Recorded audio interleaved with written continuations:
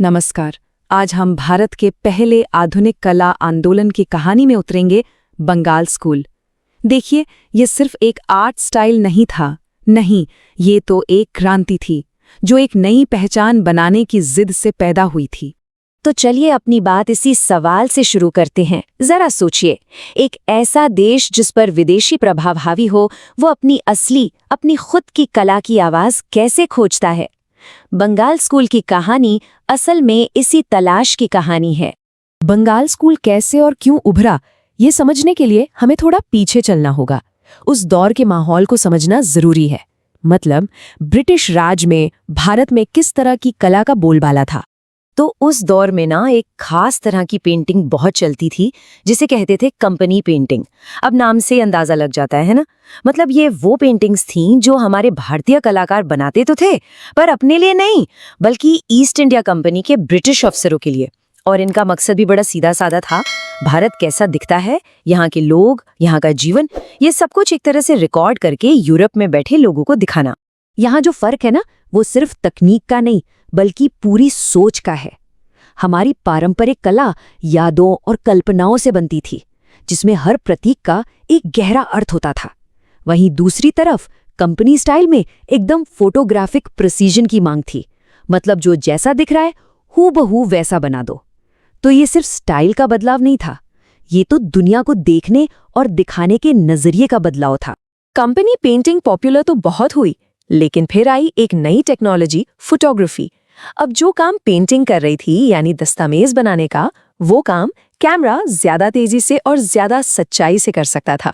इससे कलाकारों के मन में एक बड़ा सवाल खड़ा हो गया कि अगर कला सिर्फ नकल करना नहीं है, तो फिर कला है क्या? और इसी सवाल ने भारतीय कला में एक खालीपन सा पैदा कर दिया। और इसी खालीपन को भरने के लिए सामने आए एक जबरदस्त कलाकार, राजा रवि वर्मा। उन्होंने भारतीय कहानियों को पश्चिमी तकनीक के साथ मिलाकर एक नया रास्ता बनाने की कोशिश की।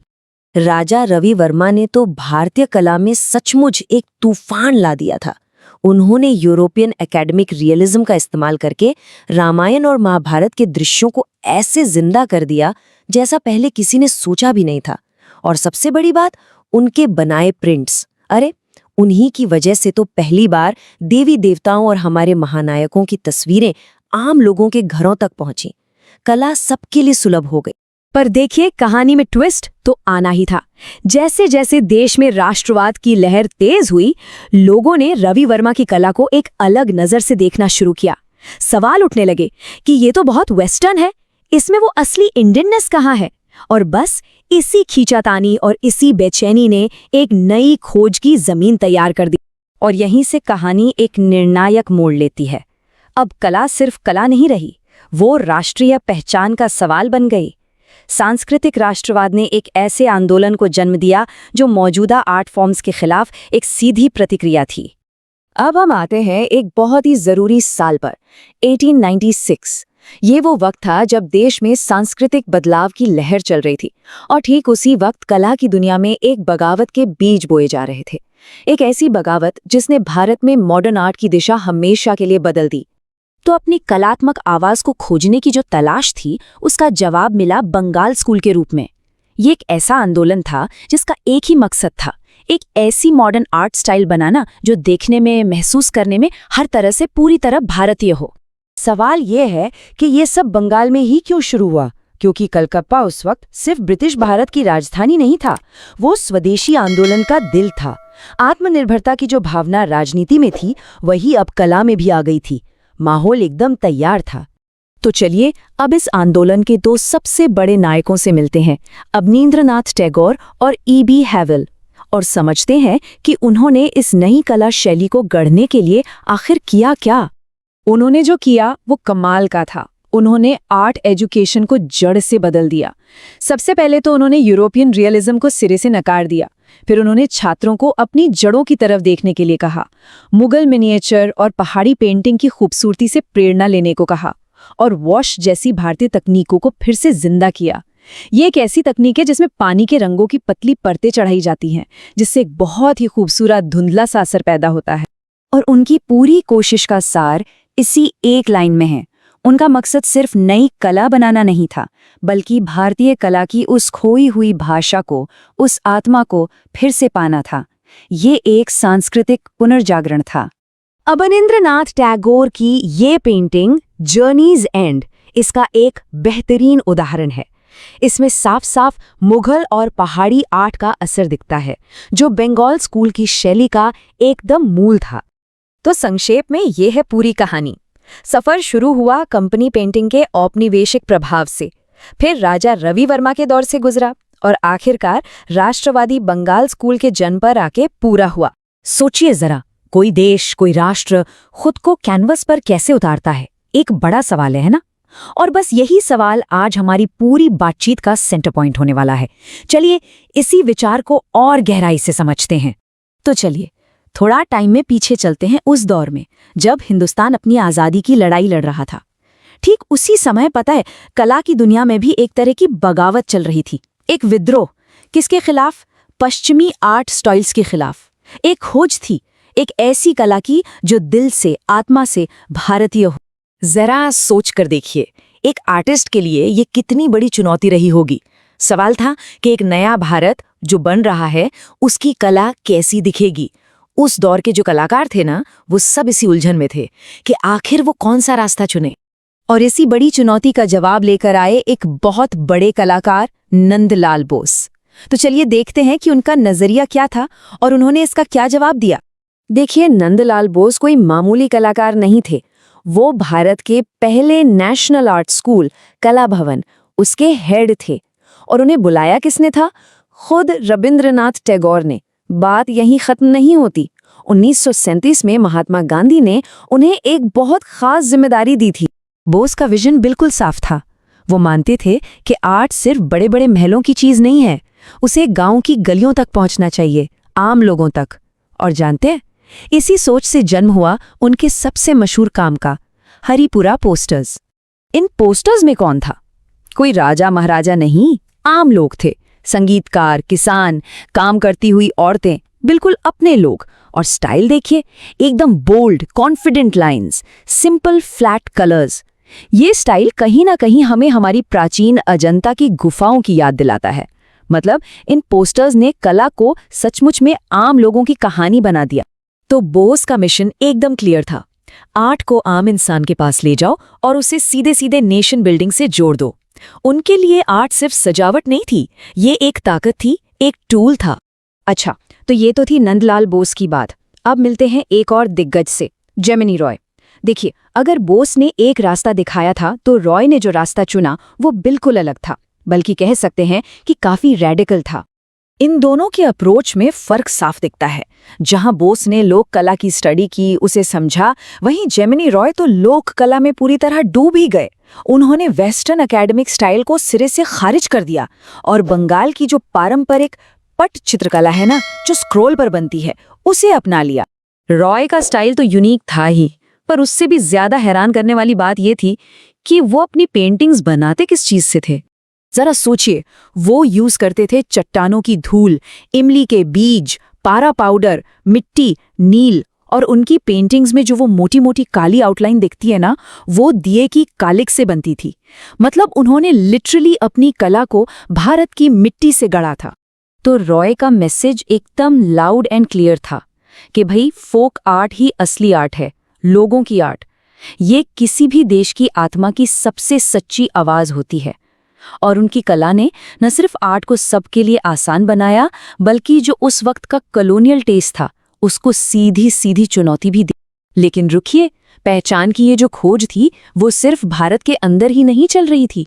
एक और बहुत इंटरेस्टिंग एंगल था, और वो था पूरब की ओर देखना, यानी दूसरे एशियाई देशों की तरफ।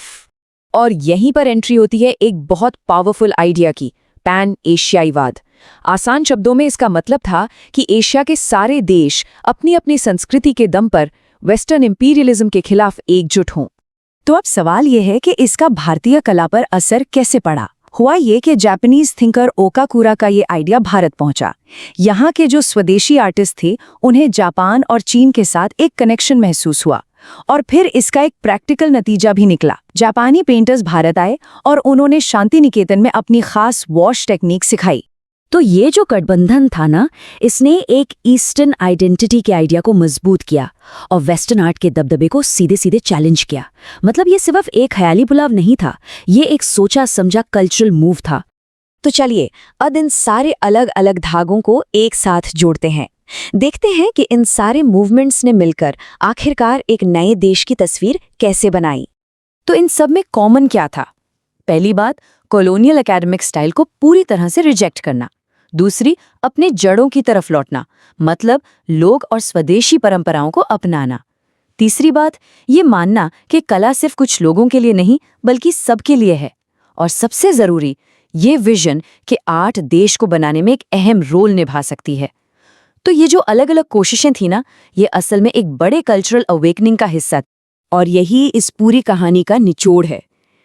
कला अब सिर्फ कैनवस पर बने रंग नहीं थी, ये एक भाषा बन गई थी, एक नए आजाद हिंदुस्तान की पहचान को दुनिया के सामने रखने की भाषा।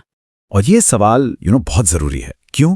क्योंकि 20वीं सदी की शुरुआत में हमारे इंडियन आर्टिस्ट्स के सामने सबसे बड़ा चैलेंज यही था कि भाई ऐसी आर्ट कैसे बनाएं जो मॉडर्न भी लगे लेकिन उसकी जड़ें, उसका दिल पूरी तरह से इंडियन हो।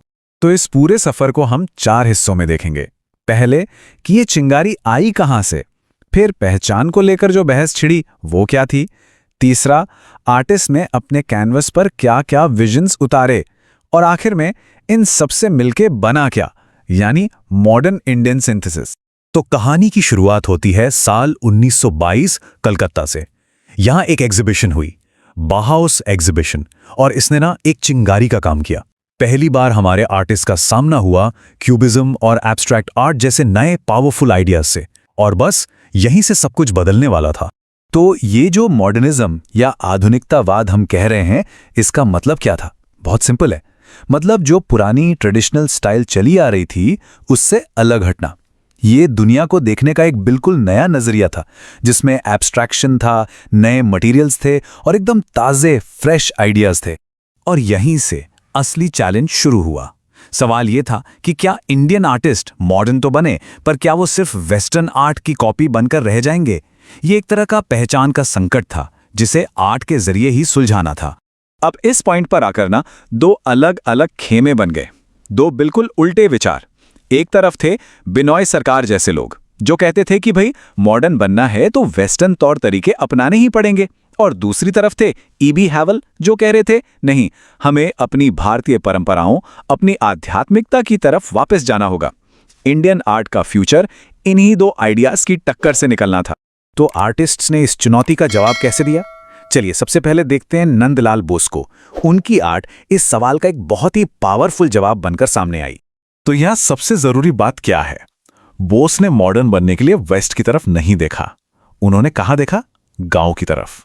उन्होंने आम आदमी, किसान, इनको सेलिब्रेट करने के लिए एक बहुत ही सिंपल फोक स्टाइल, पटुआ स्टाइल को अपनाया। और कमाल की बात यह है कि उनकी ये आर्ट सीधे सीधे गांधी जी के विजन से जुड़ गई और देश बनाने के काम का, नेशन बिल्डिंग का एक अहम हिस्सा बन गई। अच्छा, तो जहां बोस गांव की तरफ देख रहे थे, वहीं क्षितेंद्रनाथ मजूमदार ने अपनी इंस्पिरेशन ढूंढी आध्यात्मिकता में। मजूमदार ने अपनी आर्ट का सेंटर बनाया कृष्ण और गोपियों के बीच के आध्यात्मिक इमोशन को। उन्होंने उस दौर का जो फेमस आर्ट मूवमेंट था, बंगाल स्कूल, उसकी एक खास वॉश टेक्निक यूज की और उसे भक्ति परंपरा के साथ मिला दिया। इससे जो फील पैदा हुआ वो एकदम 100% भारतीय। अब एक और बहुत ही यूनिक कॉम्बिनेशन देखते हैं ए.आर. चुगताई की आर्ट में। चुगताई ने अपनी इंस्पिरेशन ली इंडो इस्लामिक आर्ट से। उन्होंने क्या किया, मुगल और पर्शियन आर्ट की जो खूबसूरत कैलीग्राफिक लाइंस होती हैं उनको मिला दिया बंगाल स्कूल की वॉश टेक्निक के साथ, और इससे जो स्टाइल बना वो बहुत ही लिरिकल, बहुत ही एलिगेंट था। चलिए अब वापस चलते हैं गगनेंद्र नाथ टैगोर की तरफ, जिन्होंने यूरोपियन इन्फ्लुएंस को सीधे सीधे अपनाया था। याद है हमने शुरू में बाहाउस एग्जीबिशन की बात की थी? हाँ, तो ये पेंटिंग क्यूबिज्म से सीधी सीधी बातचीत है। टैगोर ने ज्योमेट्रिक शेप्स और टूटी फूटी लाइट का इस्तेमाल करके एक मिस्टीरियस सपनों जैसा शहर बनाया। सच कहें तो ये इंडिया में मॉडर्निज्म के सबसे पहले और सबसे हिम्मत वाले एक्सपेरिमेंट्स में से एक था। अब आते हैं राजा रवि वर्मा पर। एक ऐसे आर्टिस्ट जिन्होंने हमारे महाकाव्यों, हमारी माइथोलॉजी को वेस्टर्न पेंटिंग टेक्निक से जिंदा कर दिया। वर्मा ने यूरोपियन स्टाइल की ऑयल पेंटिंग का इस्तेमाल किया और रामायण के एकदम ड्रामेटिक मोमेंट्स को कैनवस पर उतार दिया। इस रियलिस्टिक स्टाइल ने हमारी कहानियों को एक ऐसी शान दी जो पहले कभी नहीं देखी गई थी, और इसी वजह से ये कथाएं घर घर तक पहुंच गईं। इनके बाद आते हैं जेमिनी रॉय, और इन्होंने तो एक तरह से क्रांति ही कर दी। उन्होंने मॉडर्निज्म की इंस्पिरेशन के लिए वेस्ट की तरफ देखा ही नहीं, बल्कि मुड़ गए भारत की अपनी लोक कला, अपनी फोक आर्ट की तरफ। जेमिनी रॉय का मानना था कि असली ऑथेंटिक इंडियन मॉडर्निज्म वेस्ट में नहीं मिल सकता, वो मिलेगा हमारे गांव की कला की सादगी और उसकी ताकत में। तो उन्होंने क्या किया, जो किताबी स्टाइल था उसे पूरी तरह छोड़ दिया और अपना लिया लोकपट स्टाइल को। उन्होंने ये साबित कर दिया कि अपनी जड़ों से जुड़कर भी मॉडर्न हुआ जा सकता है। और आखिर में देखते हैं एक ऐसी पेंटिंग को जो पूरे बंगाल स्कूल की पहचान बन गई। ये है अवनींद्रनाथ टैगोर की यात्रा का अंत। देखिए, ये सिर्फ एक ऊंट की तस्वीर नहीं है, ये एक मेटाफर है, एक प्रतीक है। अवनींद्रनाथ ने अपनी वॉश टेक्निक का ऐसा कमाल का इस्तेमाल किया कि एक बहुत ही इमोशनल और सिंबॉलिक सीन बन गया, और इसी एक पेंटिंग ने बंगाल स्कूल के पूरे स्टाइल को डिफाइन कर दिया। एक ऐसा स्टाइल जो लिटरेचर और स्पिरिचुअलिटी पर फोकस करता था। तो इस पूरी कहानी का निचोड़ क्या है? यही कि मॉडर्न इंडियन आर्ट सिर्फ वेस्ट की कॉपी नहीं थी। नहीं, ये एक डायनामिक बातचीत थी, ग्लोबल आइडियाज और हमारी अपनी गहरी भारतीय परंपराओं के बीच एक कन्वर्सेशन। हमारे आर्टिस्ट्स ने अपनी इंस्पिरेशन फोक आर्ट, माइथोलॉजी और स्पिरिचुअलिटी में खोजी, और नतीजा मॉडर्निज्म का एक ऐसा रूप सामने आया जो बिल्कुल यूनिक था और 100% भारतीय था। और ये हमें एक आखिरी सवाल पर लाकर छोड़ देता है। अगर आर्ट वाकई समय के आर पार होने वाली एक बातचीत है, तो सोचने वाली बात है कि आज के हमारे आर्टिस्ट्स कौन सी नई कॉन्वर्सेशन शुरू करेंगे, वो बातचीत जो हमारे आने वाले कल की पहचान तय करेगी। तो अगर ये चैप्टर एक्सप्लेनेशन आपको सच में हेल्पफुल लगा हो तो इसे लाइक जरूर करें, अपने दोस्तों के साथ शेयर करें, और हाँ, ई पाठशाला यूट्यूब चैनल को सब्सक्राइब करना ना भूलें। देखिए, ये कंटेंट सिर्फ आपके लिए नहीं बल्कि उन सभी स्टूडेंट्स के लिए बहुत काम का है जो एनसीईआरटी को गहराई से, मतलब व्हाई, हाउ, एविडेंस और इम्पैक्ट, इन सभी डायमेंशंस के साथ समझना चाहते हैं। हो सकता है आपका एक शेयर किसी और स्टूडेंट का कोई कॉन्सेप्ट हमेशा के लिए क्लियर कर दे। तो बस पढ़ते रहिए और समझते रहिए।